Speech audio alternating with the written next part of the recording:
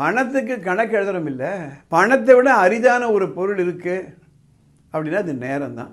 So the difference in mark depends upon the different in time management style of every child.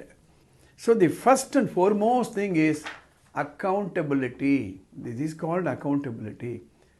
You take responsibility how you want to spend your time. என்ன மறந்தவர்களே, போன எபிசோடில் இந்த form time use log காண்பிச்சுட்டு சஸ்பென்ஸில் விட்டேன் உங்களை. நீங்கள் நம்பினா நம்புங்க, நம்பட்டா போங்க. இந்த ஒரு sheet of paper will change the destiny of your children. Please understand.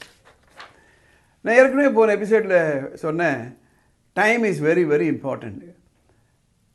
டைமை வேஸ்ட் பண்ணோம்னா லைஃபே வேஸ்ட் ஆகிடுது. ஆனால் குழந்தைங்களுக்கு அது தெரியாது, என்ன செஞ்சோன்னு அவங்களுக்கு தெரியாது. வீட்டு கணக்கு எழுதுறவங்களை போய் கேளுங்களேன், உங்கள் அம்மா போய் கேளுங்க, உங்கள் பாட்டி போய் கேளுங்க. ஒரு 20,000 ரூபாய் கொடுத்துட்டு அப்பா கொடுத்துருவார், மாத கடைசியில் துண்டு விழும். ஏன்னா எல்லாருக்குமே லிமிட்டட் பட்ஜெட் தானே. இப்படியே இருந்ததுன்னா எங்கடா போச்சு பணம்னா சட்டு ஞாபகம் வராது. உடனே கணக்கு எடுத்து பார்ப்பாங்க, ஓஹோ இந்த இடத்துல அதிகமாக போயிட்டுருக்கு, இந்த மாதம் எலக்ட்ரிசிட்டி அதிகமாக போயிட்டுருக்கு, இந்த இடத்துல நம்ம வந்து அதிகமாக என்டர்டெயின்மெண்ட்டுக்கு பயன்படுத்திட்டோம், இந்த பொருளை தேவையில்லாமல் வாங்கிட்டோம். அப்புறம் அடுத்த மாதம் அவங்க கரெக்டாக இருப்பாங்க.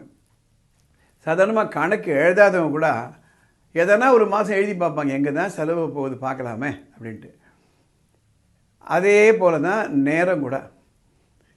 பணத்துக்கு கணக்கு எழுதுறோம் இல்லை, பணத்தை விட அரிதான ஒரு பொருள் இருக்குது அப்படின்னா அது நேரம் தான்.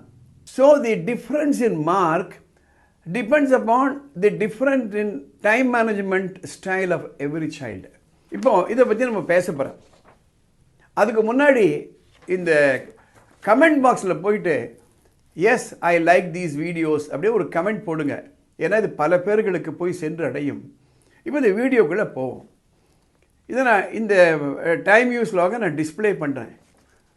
அந்த டிஸ்பிளே பண்ணும்பொழுதே நான் படிக்கிறேன்.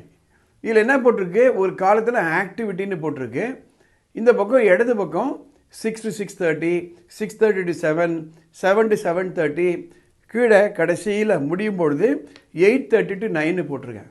இந்த கவுன்சிலிங் வரக்கூடிய ஸ்டூடெண்ட்ஸுன்ட்டு இந்த காப்பி ஒன்று கொடுத்துட்டேப்பா, இதை வந்து ஒரு 6-7 காப்பி எடுத்துக்கோ.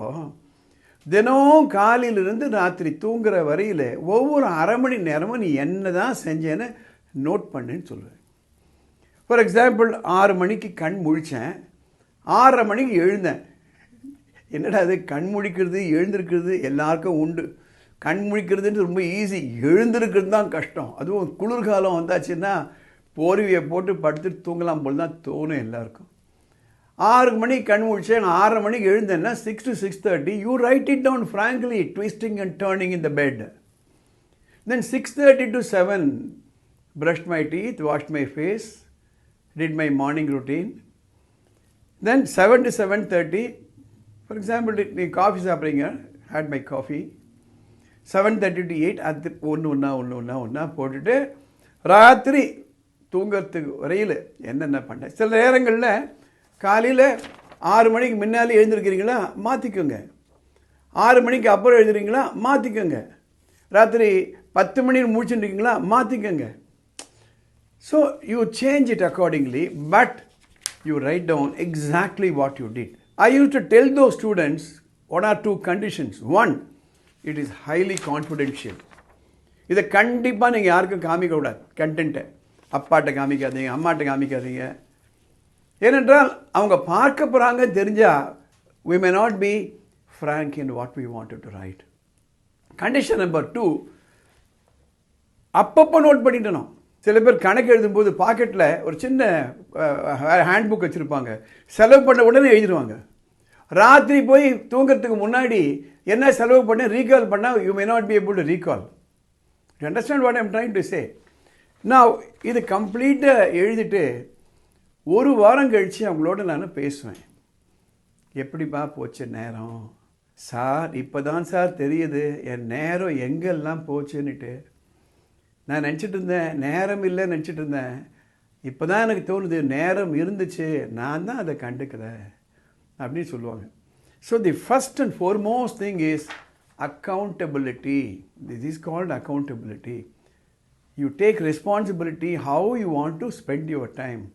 இதனுடைய அடுத்த பகுதியை இது எப்படி அனலைஸ் பண்ணணுன்றதை வரக்கூடிய எபிசோடில் நம்ம பார்க்கலாம். இந்த எபிசோட் மற்றவர்களுக்கெல்லாம் பயனுள்ளதாக இருக்க நீங்கள் நினச்சிங்களன்னா உடனே லைக் பண்ணுங்கள், ஷேர் பண்ணுங்கள். படிப்பு பற்றியோ அல்லது சட்டம் பற்றியோ உங்களுக்கு ஏதாவது குழப்பங்கள் இருந்ததுன்னா மேலே ஒரு வாட்ஸ்அப் நம்பர் போகுது, அந்த நம்பருக்கு ஒரு மெசேஜ் போடுங்க. வரக்கூடிய எபிசோடில் அதை பற்றி நம்ம கவர் பண்ணலாம். இந்த சேனலுக்கு சப்ஸ்கிரைப் பண்ணுங்கள். அடுத்த எபிசோடில் பார்க்கலாம்.